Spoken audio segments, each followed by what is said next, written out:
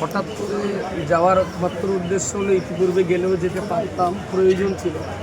তখন মনে হয়েছিল আমার খুব বেশি প্রয়োজন নেই রাজনীতিতে, অরাজনৈতিক শিক্ষা, স্বাস্থ্য, সমাজ উন্নয়নের যে কাজ করছি এটাই যথেষ্ট। আলহামদুলিল্লাহ তাই নিয়ে আমার সংগঠন নিয়ে আমি পাগলের মতো। কিন্তু ঠিক যে সিচুয়েশন আমরা এসে দাঁড়িয়েছি 2026-এর এই নির্বাচন, এটা অত্যন্ত গুরুত্বপূর্ণ নির্বাচন। এটা কোনো ভোটে জিতে লড়াই করে রাইট হ্যাজমেন্টের লড়াই নয়, বরং আমি মনে করি এটা বাঙালি জাতির কৃষ্টি, কালচার, ঐতিহ্য টিকিয়ে থাকার লড়াই। এই নির্বাচনে যদি আমরা আগ্রাসন শক্তিকে হারাতে না পারি তাহলে বাঙালি জাতির ঐতিহ্য হ্রাস পাবে। বাঙালি জাতি আর কোনোদিন মাথা তুলে বাঁচতে পারবি কিনা সন্দেহ আছে। দেখতে তো পাচ্ছেন গোটা দেশ জুড়ে বাংলা ভাষায় কথা বলার জন্য মহারাষ্ট্রে আমাদের প্রবাসী বাঙালিদের মার খেতে হচ্ছে, বাংলায় কথা বলার জন্য গুজরাটে, বিভিন্ন রাজ্যে আমাদের ছেলেদেরকে মার খেতে হচ্ছে। তো আমরা বাঙালি, সারা ভারতবর্ষ আমাদের দেশ, কিন্তু অন্য দেশে বাঙালি থাকতে পারবে না।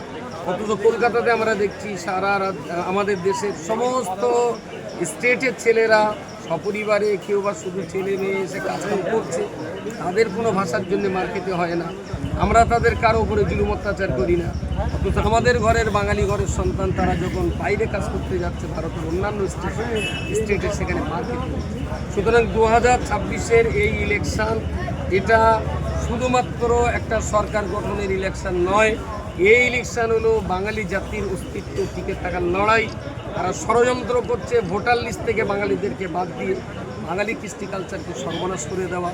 তার ভিতরে উল্লেখযোগ্য মুসলিম সম্প্রদায়ের বিরাট একটা অংশকে তারা বাদ দিচ্ছে, অন্য কোনো লক্ষ্য নয়। ওরা মুসলিমদেরকে ভোটের তালিকা থেকে বাদ দেওয়ার সবচেয়ে বড় ষড়যন্ত্র হলো মমতাজি অভিষেককে হারিয়ে দেওয়া।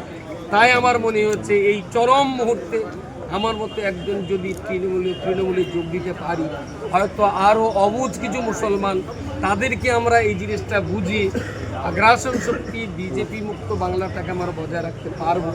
তাই আমার এই দলে আশা, এবং এইটাই সঠিক সময় বলেই আমার আশা।